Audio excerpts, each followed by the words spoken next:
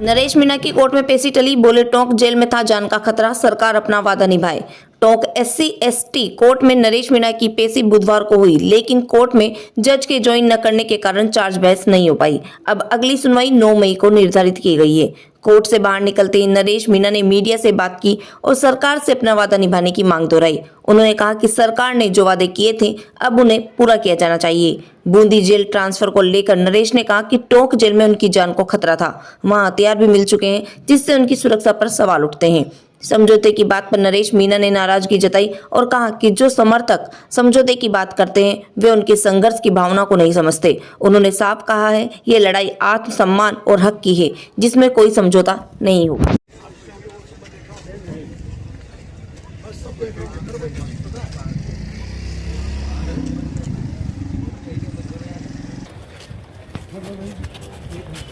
नरेश जी क्या कहना चाहेंगे? मुख्यमंत्री जी ने जो वादा किया था उसको निभाना चाहिए। क्या वादा किया था? मुख्यमंत्री जी ने कहा था मैं 23 मार्च को छुड़वा देंगे। यहाँ मेरे को जान का खतरा था टोंक जेल में, यहाँ हथियार उपलब्ध है टोंक जेल में।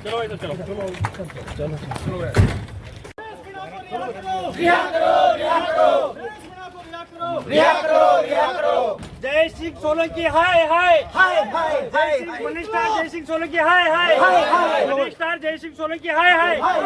इंकलाब जिंदाबाद, इंकलाब जिंदाबाद, इंकलाब जिंदाबाद।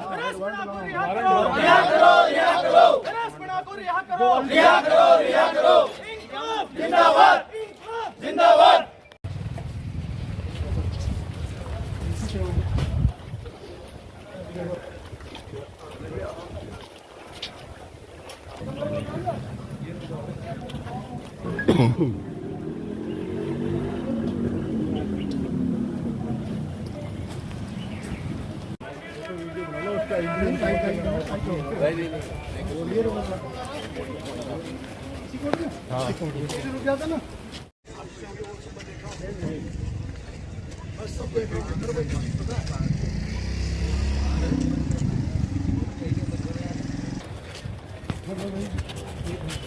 नरेश जी क्या कहना चाहेंगे?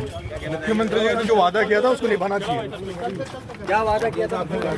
मुख्यमंत्री जी ने कहा था मैं 23 मार्च को छुड़वा देंगे। यहाँ मेरे को जान का खतरा था टोंक जेल में, यहाँ हथियार उपलब्ध है टोंक जेल में। रिहा करो, रिहा करो, रिहा करो, रिहा करो। जय सिंह सोलंकी हाय हाय हाय हाय हाय, मिनिस्टर जय सिंह सोलंकी हाय हाय हाय, मिनिस्टर जय सिंह सोलंकी हाय हाय। इंकलाब जिंदाबाद, इंकलाब जिंदाबाद, इंकलाब जिंदाबाद। रिहा करो, रिहा करो, रिहा करो, रिहा करो, रिहा करो। इंकलाब जिंदाबाद, इंकलाब जिंदाबाद।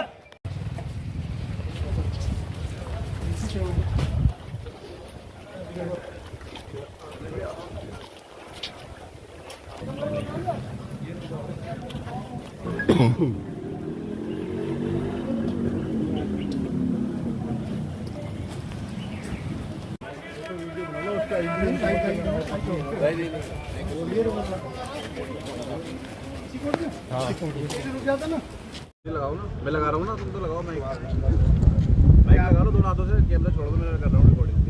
किस तरीके का आज पेशी थी, क्या पूरा मामला रहा?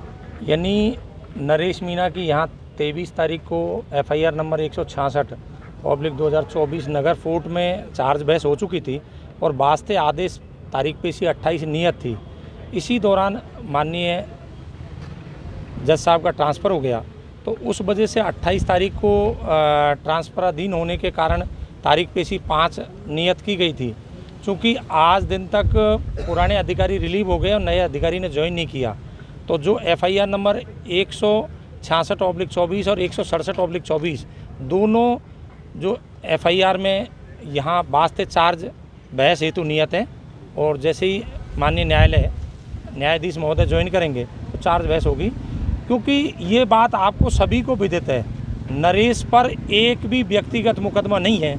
नरेश ने जनता हित में कभी भी जो यूनिवर्सिटी से लेकर के आज दिन तक के उनके खिलाफ जो भी मुकदमे हैं वो सारे सार्वजनिक हित के हैं, यानी पर हित के हैं। उनके खिलाफ व्यक्तिगत मुकदमा एक भी नहीं है, और उनमें से अधिकतर में वो करीब 15 मुकदमों में बरी हो चुके हैं।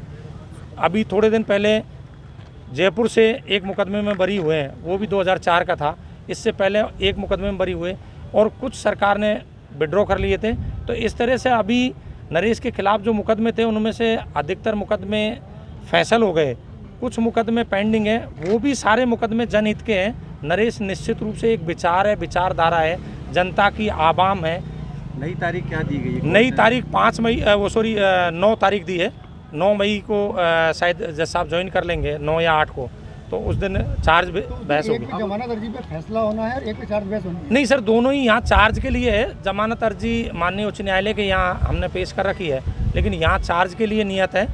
तो यहाँ दोनों ही तारीख पेशी जो है वो चार्ज बहस हेतु है। बीच में एक समझौता भी हुआ था सरकार विधानसभा। देखो सर, ये समझौते इनके परिजनों के और इनके समर्थकों के बीच में सरकार से हुए बताए हैं, और उसकी परसुएंस में सरकार को निश्चित रूप से राहत देनी चाहिए थी।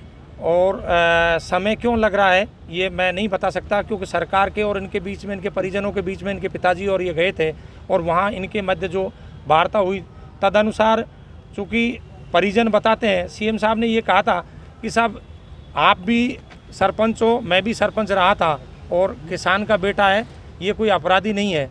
और निश्चित रूप से जो घटनाक्रम वहाँ रात को समरावता में हुआ था वह दुर्भाग्यपूर्ण था, और उसके लिए जो पीड़ित है उनको मुआवजा देंगे, और नरेश को और उनके जो समर्थक थे उनके खिलाफ जो मुकदमे लगे हैं उनको वापस लेंगे। इस तरह की इनकी वार्ता हुई बताई, और तदनुसार जो अनुसंधान अधिकारी है उसके पास में ये अनुसंधान 173(8) में विचाराधीन था, और उसमें उन्होंने पूछताछ करके और मुलजिमों को और जो पीड़ित थे उनको पीड़ित प्रतिकर सहायता राशि भी सरकार ने सैंक्शन की है, जो करीब 30 लाख के आसपास है। तो निश्चित रूप से कहीं न कहीं ये बात तो पूर्ण रूप से स्पष्ट है कि उस दिन जो घटनाक्रम हुआ था, नरेश ने कोई प्रीवियस मानसिकता से या उसमें नहीं था, सडन प्रोवोकेशन था। गांव वालों ने इनका जो एसडीएम कार्यालय है वो उनियारा से देवली कर दिए जाने के कारण, समरावता और कचरावता का, तो उसके विरोध में इन्होंने वोट नहीं दिए थे, और उसमें एसडीएम साहब द्वारा ज़बरदस्ती वोटिंग कराई, और उसके परसुएंस में ये जो कार्रवाइयाँ हुई है निश्चित रूप से। लेकिन नरेश मीणा जी ने कहा कि जान का खतरा मेरे को टोंक जेल में था, ये क्या बात है? आखिर हथियार की बात करें। देखो, इस संबंध में तो मेरे को ज़्यादा विदित नहीं है, लेकिन नरेश के परिजनों ने एप्लीकेशन लगाई थी नरेश से टोंक से बूंदी शिफ्ट करने के लिए। अब उसके पीछे रीज़न क्या था ये मेरी जानकारी में नहीं है, लेकिन आज जैसा आपके सामने कहा उस तरह की कोई बात हो तो प्रशासन ही बता पाएगा सर। इसके संबंध में मेरे को जानकारी नहीं है।